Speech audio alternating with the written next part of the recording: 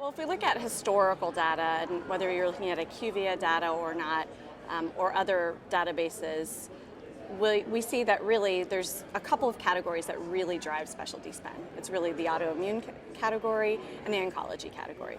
And that's where we're seeing a lot of innovation, is the oncology space. So I would say those two would continue to really drive spend into 2020. But we have potential game changers as well. And in our conversation later today, we're going to have a discussion about a couple of drugs that might actually really impact a budget depending on whatever line of business you're in or depending on your plan size. So a couple of those agents are within hemophilia, the hemophilia space, the gene therapy in that space.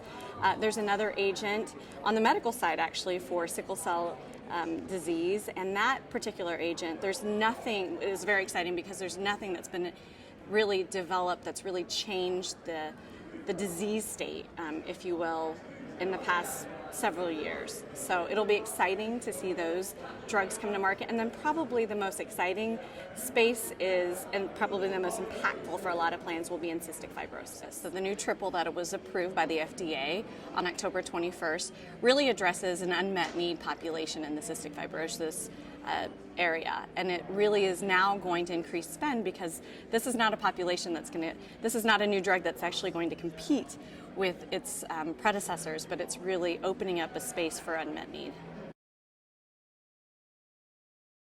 So I think probably the most exciting space in terms of innovation is what's going on in gene therapy.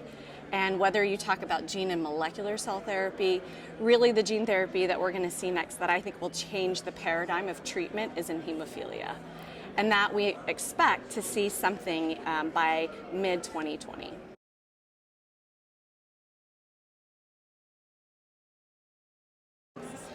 So there's the aspect of talking about pipeline and looking at drug development. I think we do that really well in the PBM or managed care space.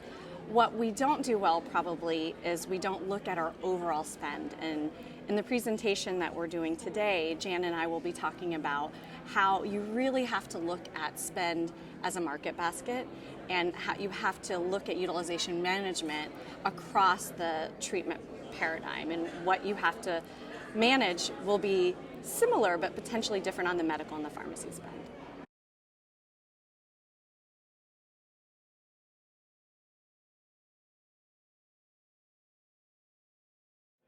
So the good news about innovation is there's always competition.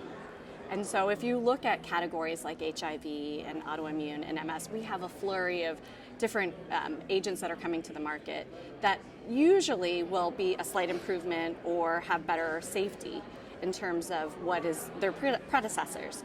But there will always be an alternative in those spaces. Where it gets a little bit more tricky is in those orphan diseases and rare diseases where there are no alternatives. And what we really have to look at critically is being able to critically evaluate drugs that may only have a couple dozen patients within their clinical trials, and really effectively manage who will actually have the best chance for efficacy on those particular drugs.